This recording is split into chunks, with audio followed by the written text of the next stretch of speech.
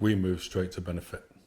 Did you? Yes, overnight. Excellent. And the dog So you did, yeah. And I've got to say, when I got my rescue dog, when he came with really awful green teeth, and when I got with my partner, he had 2 dogs before we met, and all of those, they basically got changed overnight onto that, as I say, the complete raw dog food, no problems at all. But for some people that might be too quick. I appreciate some people might just be, I'm a zoologist, and I was like, this is what they would do naturally, just do it.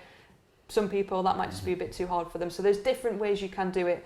I prefer to just do the change overnight. We decided a runny tummy for 24 hours was probably the lesser of all the evils. That's true. So, yeah. And they've been quite happy since. Brilliant, fantastic. Okay, next question. Is it safe to change an older dog, for example, Jackie's 8.5-year Airedale, to raw food after being on dried food all her life? Okay, that is a really good question as well. Again, I'm going to go back to, it depends on the individual. So if you have a dog that has an autoimmune disease, I would probably look at giving the dog fresh food. So we're now, again, getting the right muscle meat, the right vegetables, fruits, maybe some grains, but we're cooking it lightly, we're cooking it slowly.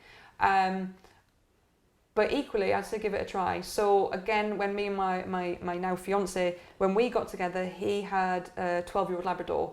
We put him straight onto raw food, and even a 12-year-old Labrador, he changed. His coat changed. He had really, really bad dandruff, and within days of him being put on raw food, that dandruff disappeared. He seemed to be able to be more mobile, and again, we just changed him overnight. And he was absolutely fine having that switch over. But again, there would be information I'd want to take from that individual dog before I would say, yeah, even if you've got a 12-year-old dog, 8.5-year-old dog, put them on raw straight away. Okay, well, is there any underlying medical issues? There are questions you need to ask. Yeah. All right. If anybody wants to ask the questions, email us at info@ourhappydogs.com and we can pass your questions on and inundate. Make them easy, guys.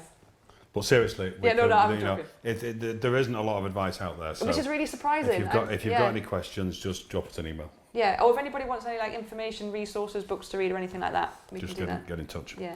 Okay, this is a tricky one. Oh no.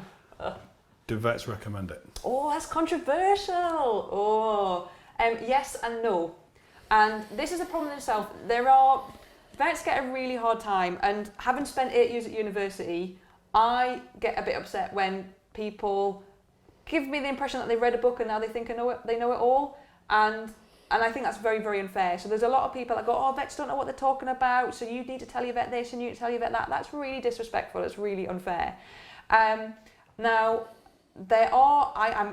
I'm on a good community and I am good friends with some very amazing, highly respected, I love them, holistic vets that do support a raw food diet because they understand the principles behind it. There are equally some conventional vets that also support a raw food diet.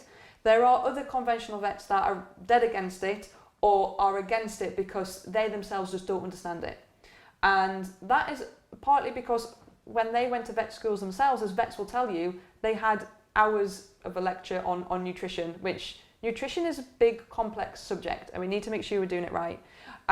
So sometimes it's a little bit about educating the vet at the same time, because all of this really is educating me. You know, some people have the impression that vets are out there to basically cause harm to your dog. That is not true. They studied a long time at university to improve the wellness of the animal that they're looking after.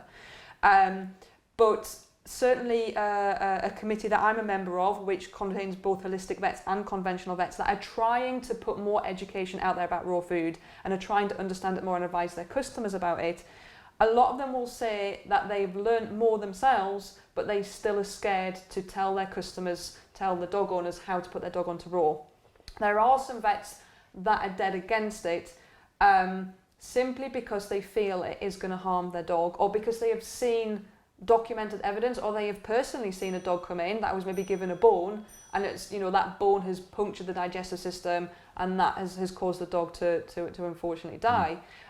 That's why I say there is a right way and a wrong way to feed raw. My dogs get meaty bones. They get that 2 to 3 times a week, because as a predator, if you imagine now, if a canine naturally caught its own prey animal, it would eat largely the entire organism if it would catch a rabbit, for example. But largely what they would eat with that is fur. And that is something that a lot of our dogs don't get, which is why it's great to feed your dog raw in that complete food from that raw food company where everything's all mashed up really nicely, but to feed those raw meaty bones 2 to 3 times a week. Because what happens is when that dog or when that canine was to eat that prey animal, as it was chomping on those bones that do splinter and do cause sharp points, the fur actually binds around that bone and it provides cushioning and support for it to pass loosely. So when you look at wolf poo, I love talking about poo, when you look at wolf poo, it's very, as it breaks down, it's very, very furry, and it's the fur from that prey animal. And actually, I've teased it apart before, and you see little pieces of bone, little sharp bits of bone in there. Dogs don't get that, or certainly most of our dogs don't. But I see 2 to 3 times a week giving your dogs that raw meaty bone. That seems to be enough to go, I've dealt with it, but I'm not having it every day, so those bones don't kind of compact on each other. So I think some vets are just really scared. I think some vets have the opinion of, no, a dog shouldn't have raw because it's gonna, you know, they're gonna get ill or they're gonna suffer from it, but they're kind of being ill-advised, or the owner has been ill-advised. So it's yes and no. Okay. Firstly, that was the perfect part to jump in about your school nickname, but I won't. Thanks. If you meet her somewhere, ask her. Secondly, and I'm going to be even more controversial now because I've seen this whenever I go to the vets. Right. How much is it down to the power of the large dried food manufacturers? Because in the vets, when I go, everything is provided by them. Yeah. Down to the post-it notes on the vet's table is made by a particular brand of dried food. All the posters on the wall, everything that the vet uses to stick up is provided by them because it's got the name on it. Yeah. So is the pressure from those companies? This is stepping on a territory of it's been a bit of a conspiracy theory if there's been some holistic doctors in America that have strangely died. Answering this question, I wouldn't go that might far. not be around, guys, in the next week. The biggest, yes, the pharmaceutical industry for sure has a massive hold on the larger companies, the larger, I guess, dry commercial food products, and they have a lot of money to play with. They can bias their results when they also do research projects. And the problem that we have is that, you know, time and time again we are asked, and I am a scientist, I know that we have to read these research papers, these scientific papers to find evidence, but I'm also a zoologist, and sometimes for me it comes about common sense. Sometimes it is just, let's just kind of take a step back and see what we need to do to improve the wellness of our dogs.